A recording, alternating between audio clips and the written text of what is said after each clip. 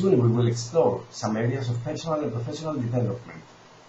It's called both, as these skills are useful in both personal and professional life. This unit, though, will involve some considerations of what is involved in being a better communicator, manipulate your creativity, and become a team player. Development comes from inside, and the most important element is the person to commit to continuous improvement. So have this in mind and understand that personal and professional development depends on your willingness to improve yourself and keep developing your skills. Chapter 1. Effective Communication. We are going to explore the very interesting world of communication. We will identify the certain elements that drive effective communication by understanding ourselves and other people.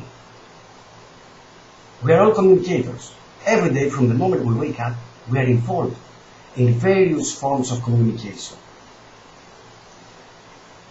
To start this chapter, I chose the famous quote from George Bernard Shaw.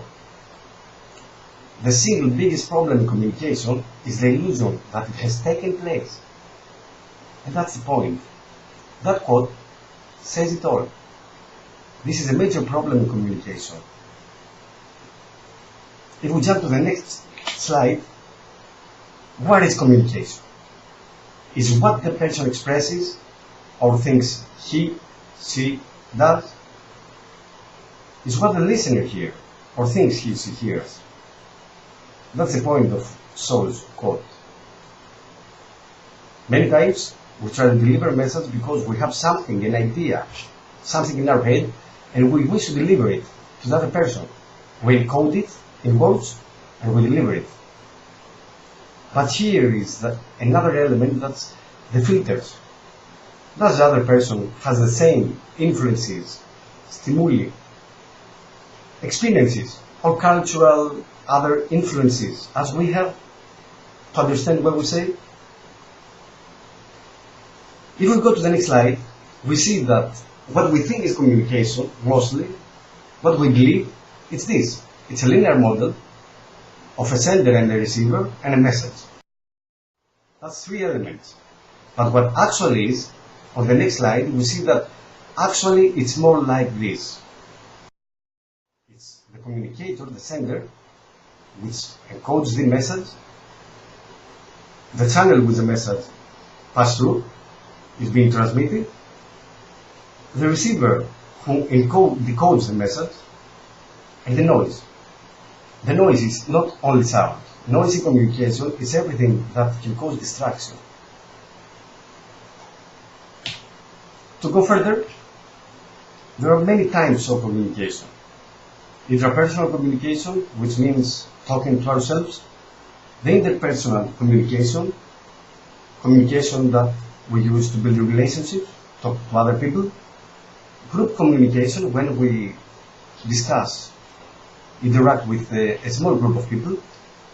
And then we have public communication, mass communication, and online or machine-assisted communication. Everything communicates. In daily life, we keep receiving messages in diverse forms through multiple sources, which correspond to specific senses. We receive sound messages.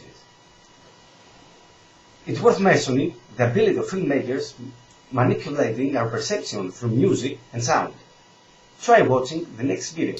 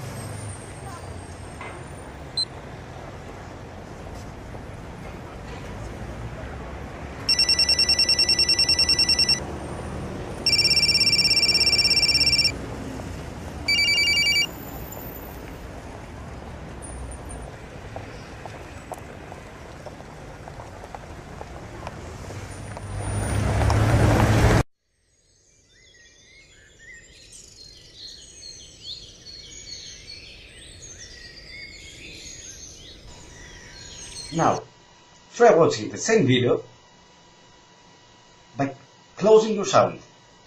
Just plain images.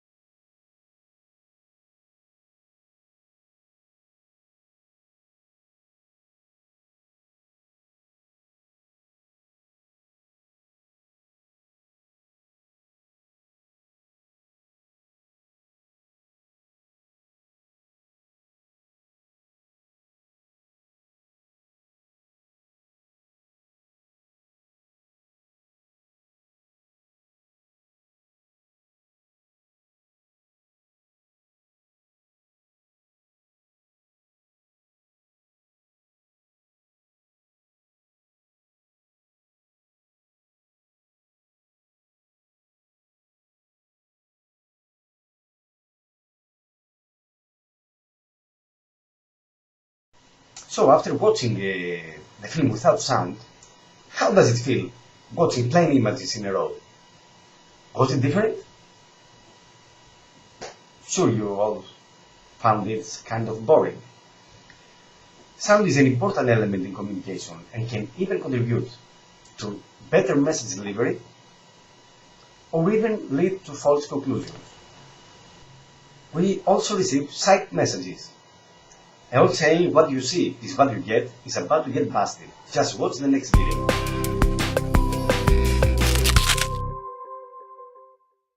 Does what we see correspond to what's really out there? Or does our brain construct its own version of reality, one that does not always match up with the physical universe? Check me out, for example. I am the same size here as I am over here, but over here I look much larger. No, it's not a cheap video trick, it's a trick on your brain. Here's what you're seeing.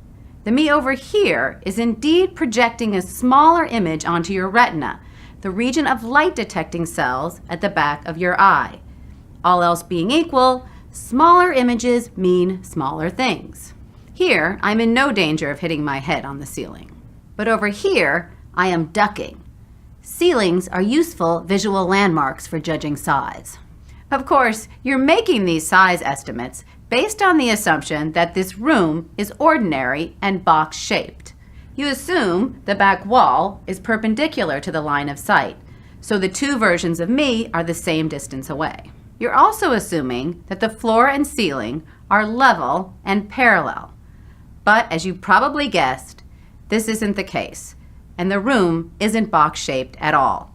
It's trapezoidal. The back left corner of the room is much farther away than the right. Since I'm farther away over here, my image is smaller, although I'm definitely not. The ceiling cue is also misleading. The floor actually slants upward and the ceiling downward from left to right, making my head much closer to the ceiling when I'm over here. Why couldn't you see these things and adjust your size estimates? The room's features have been cleverly distorted to be consistent with a rectangular shape. The checkerboard pattern on the floor gets finer grained toward the right, so that the same number of pattern elements fit in a shorter distance. The windows are resized and shaped to match the trapezoidal back wall. Your narrow angle of view from the front of the room blocks the cues that would reveal the room's true shape. And of course, we easily believe in a box shape because that's the shape rooms normally are. This clever setup is called the Ames illusion. American ophthalmologist Adelbert Ames Jr. devised it in 1934 and built a physical example the following year. For Scientific American's Instant Egghead, I'm Ingrid Wickelgren.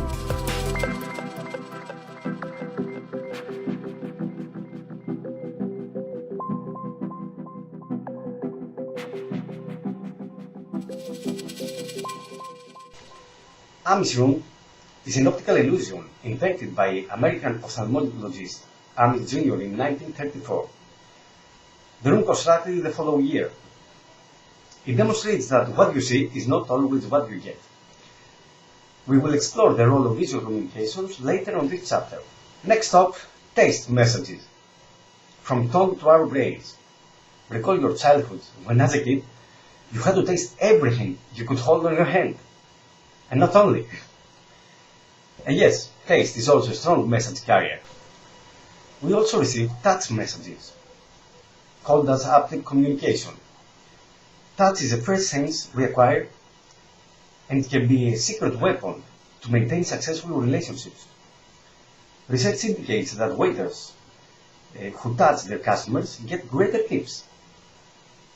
We hold the person who is grieving. We touch to say hello, goodbye, it's okay. We squeeze to express hunger. However, touch, as all the other senses, are influenced by culture.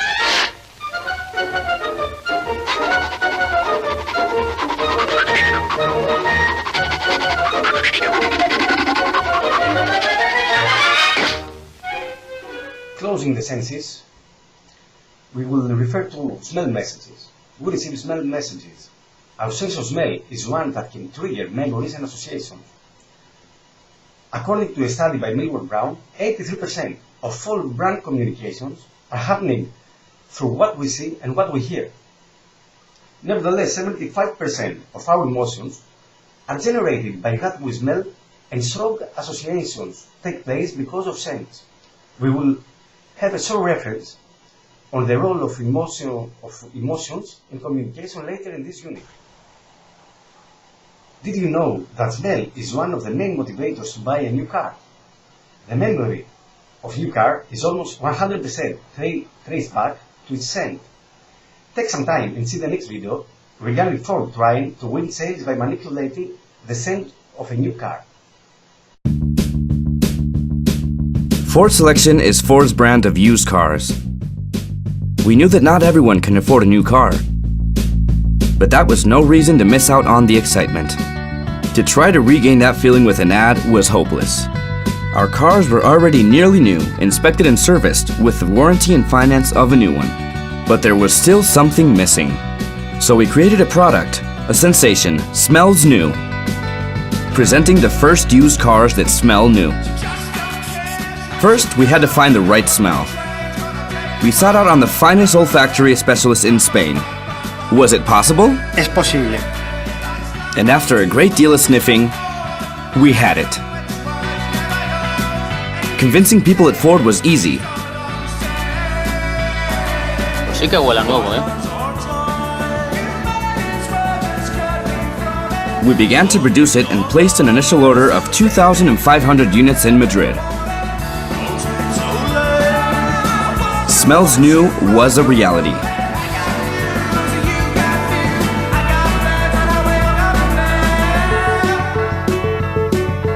Now all our used cars were impregnated with this smell.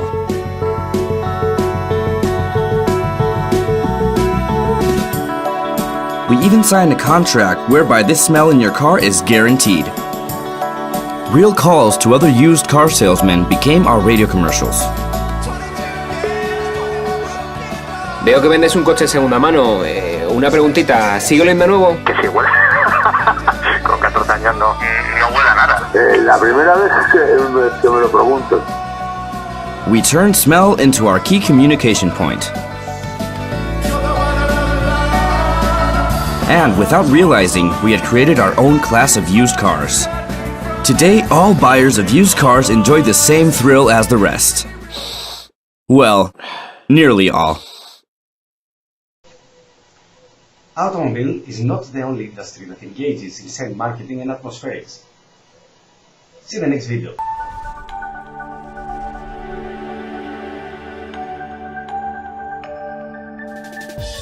Aroma marketing specializes in creating memorable and engaging environments. 75% of our emotions are triggered by scents and smells, and research has shown that the emotional connection that we have with scents and smells can also contribute towards a higher perception of luxury and quality. Studies have demonstrated that customers are willing to spend more time and money when shopping in a scented environment. Scenting can increase intent to purchase by 80%, and retailers can experience 40% more dwell time in scented stores. Our dedicated team of experts will assist you in selecting the best suited scent, creating a unique identity for your brand. Aroma marketing, empowering businesses, enhancing brands.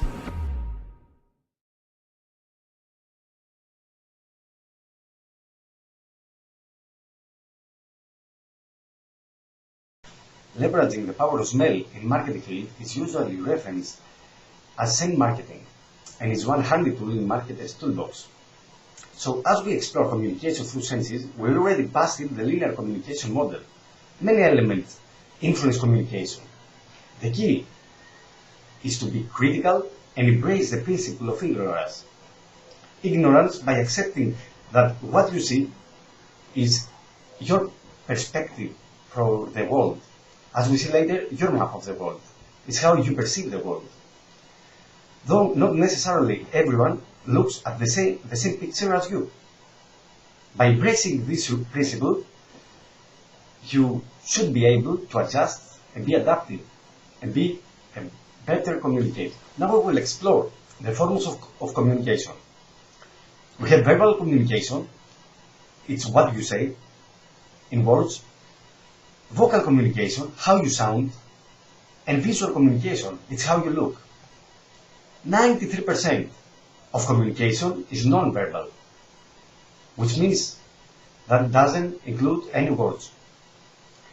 Only 7% of the message is transferred and received through the words.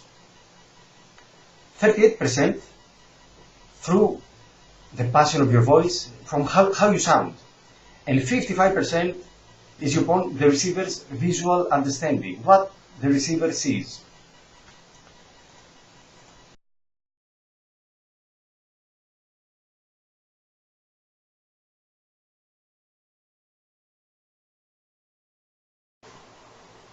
Verbal communication.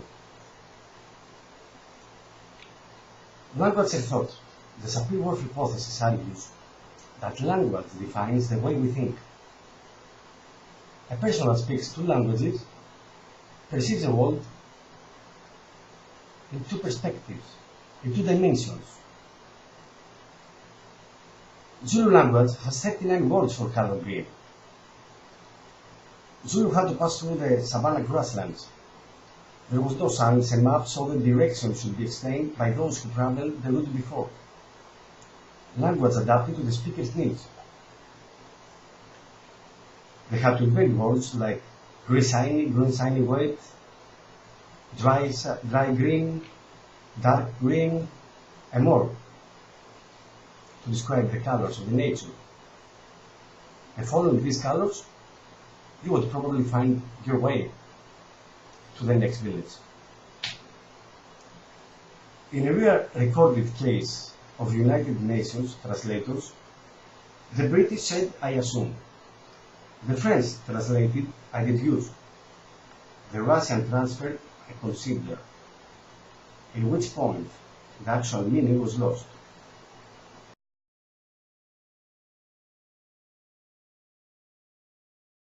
We have to mention that there are many concepts and theories to expand for communication words. We can spend many time and explore many of the theories. But what we need to remember here is that nobody else perceives the world in the way you perceive it. Only you know the map, your map of the world. You form messages. You need to understand that you form messages according to your map of the world. What is a map? Map is the way you perceive the world, and this we call map. According to your perception of the world, you craft messages and you communicate. If you understand this, you have made the first step in developing your communication skills. Each time you communicate, you should consider that this message you want to transmit, you want to deliver, was crafted and was influenced actually from your perception, your personal influences, and your cultural background. By understanding this, you make the first step. The second step will be to adapt, to firstly understand the map of the other person or the group of people you discuss, you talk, and then adapt your message to their map of the world.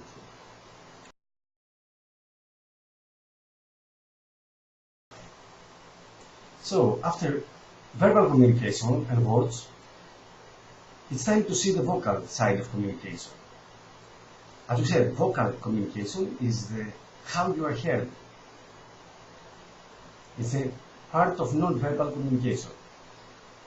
Let's see some voice pitch examples. Monotone flat is usually means that I am bored, not interested in what you say. Low speed and low tone means I am tired or sad and I want to be alone. High tone and empathy, I'm excited with the issues being discussed. Sharp and high volume, I'm mad. I'm actually closed in any incoming message. Don't bother. Talk to me at all. High tone and slow speed, I can't believe what I'm hearing. And when we're discussing on vocal communication,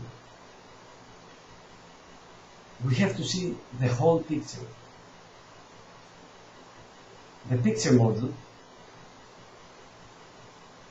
7 letters. Number 1, pitch. The pitch, low or high. It is suggested that low is more pleasant and welcome. Inflection. Avoid speaking flat. Use emotions to express an idea or mood. Emphasize on keywords. Courtesy.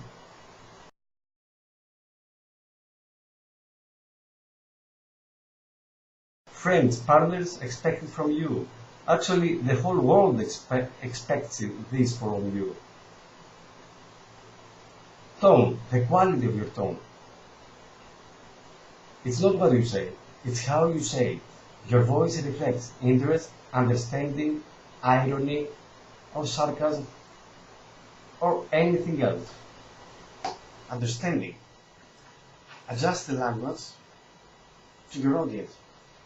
Don't use jargon, argot, or other difficult words and phrases that your audience doesn't understand.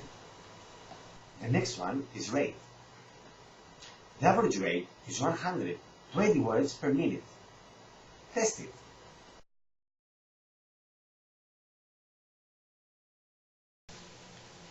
Visual communication. The form that nearly masters all other forms. We are visual. Don't think of a banana. What just happened? Why did you visualize banana? That's how your brain works. Imagine you're in a hospital, you had a car accident. So, it just happened that you hurt your leg. The doctor comes inside and tell you the good news. You just hit your leg in an accident and you were about to have serious issues with it. You don't know what. You can feel your leg. You're afraid that you might lose your leg. The doctor comes in and tells you, "Hi, good news for you. We will not cut your leg." It's great. What just happened? Were the news good? Actually, very good news. But what just happened was that you visualized the picture. You probably imagined a doctor with some people holding you and cutting your leg. Because people are visual. We are visual. We think visual. We use images to think. So, you have to keep in mind that in any case, any people, whatever is the message you deliver, people are going to visualize your words and images. By thinking what images will be generated from your words, you will have great results in your communication. And now, enjoy the next video until we go on. Medina found that lots of reading in training is hard for our brains. Reading takes time as we have to identify certain features in letters to be able to read them. Our brains interpret every letter as a picture. Reading lots of words creates a bottleneck, which actually chokes the brain. Out of all the senses, hearing, smelling, tasting, touching and seeing, vision trumps them all when it comes to learning and memory. We're more likely to recall visual information, and we're amazing at remembering pictures. Recognition soars with pictures. In fact, recognition doubles for a picture compared to text. And according to the Picture Superiority Effect, PSE, people will only remember 10% of what you say 72 hours later. However, if you add a picture, it goes up to 35%. And if you add both a picture and word together, it increases to a very high 65%. Bottom line, using lots of relevant visuals grabs people's attention, but also helps them to remember the training information. Our bodies, our moves, our position, all this communicate and expose our intentions, our mood, our interest, our attraction, and more.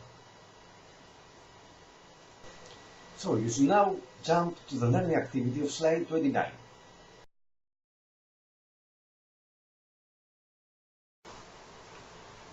We are going to explore now the influence of color in communication.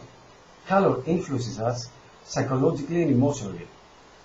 The decade of the brain gives us many details on how our brain works, and our emotions influence our decisions. Red is a color of authority, dominance, and self-confidence. Red also influences appetite. The food industry knows it.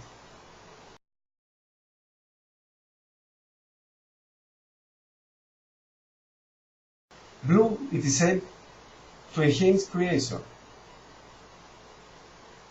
Additionally, brown draws information.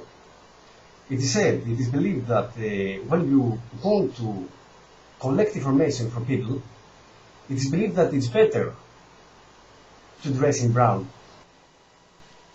And the last color is green. Green is believed to calm people, and it is more common to see green color in hospital.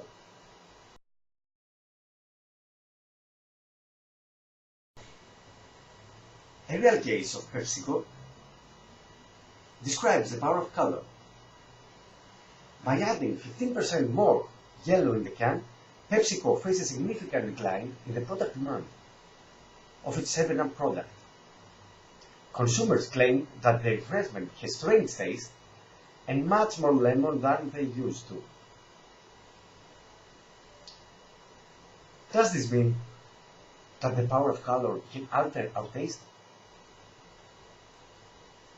As this case indicates, it is true that yes, the color can influence even our taste and our perception. As we continue, we will explore the spaces. By spaces we mean zones. The intimate zone is between 15 and 45 centimeters. This zone is a zone of lovers, of family. This is a zone when someone goes very close, so close that he can kiss you or touch his face on your face. Then we have the private zone. The private zone is between 46 centimeters and 1.20 meters, or 18 to 48 inches. This is a zone, our private zone, that belongs only to our friends and people we trust. The social zone is between 4 to 12 feet, or 1.20 meters to 3.6 meters. This is the social zone, the zone we fall in when we stay in a cafe or a public place, crowded, or in our work.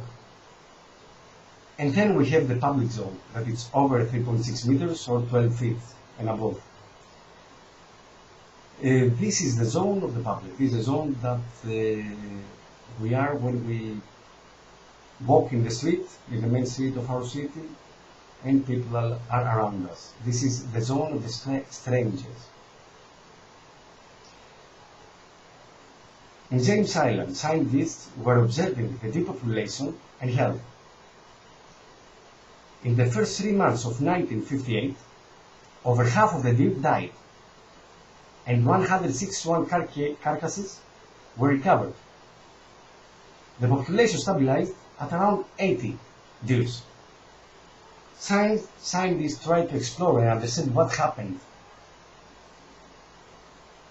The diagnostic tests found increased level of adrenaline, but couldn't find any explanation on why this happened. Finally, the death was associated with an intervention that reduced the forest space. Imagine that people reduced their space. Nature took care of the rest. Deer kept dying until they adjust to environmental change.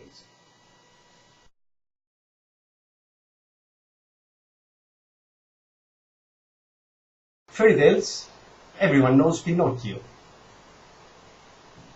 Pinocchio, each time he said he tried to lie, his nose goes bigger, bigger, bigger.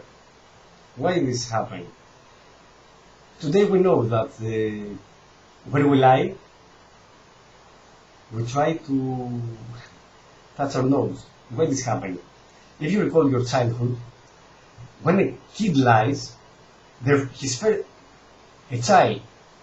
first steps in line of a kid goes like this. I'm 15 years old. That's what the kid does. Each time a kid says a lie, his hand goes and closes the mouth. This is unconscious because our brain drives us to tell the truth, because our cognition is inconsistent with what we say. What we say is not what we have in our mind, in our brain, in our database. So here it goes to close the mouth. As the kid gets older, tries to fight this. The next step is, come, I want to tell you that I'm 15 years old.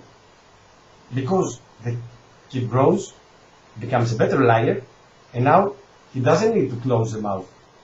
But he can fight it.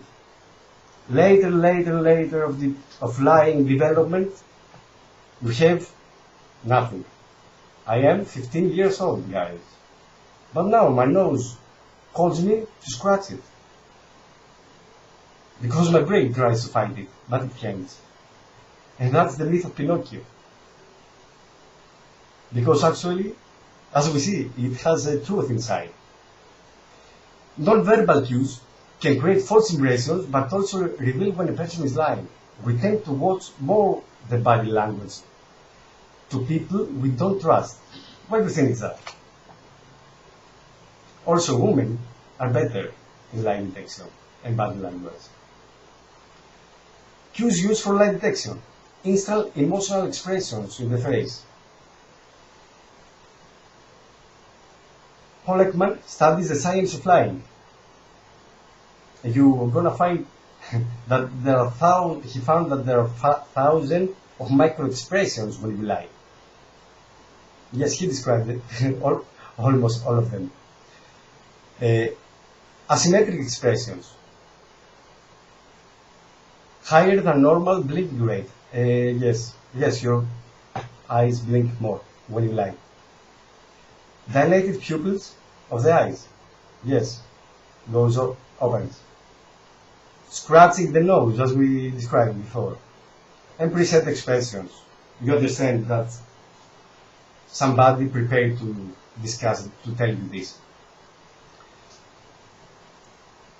Dr. Ekman also was the one that helped for Lie to Me series. Dr. Ekman is a person that investigated what we know today about lies on Dr. Ekman. So, your learning activity, despite we call it optional, but I suggest you do it, visit Dr. Ekman's site and test the macro expression there.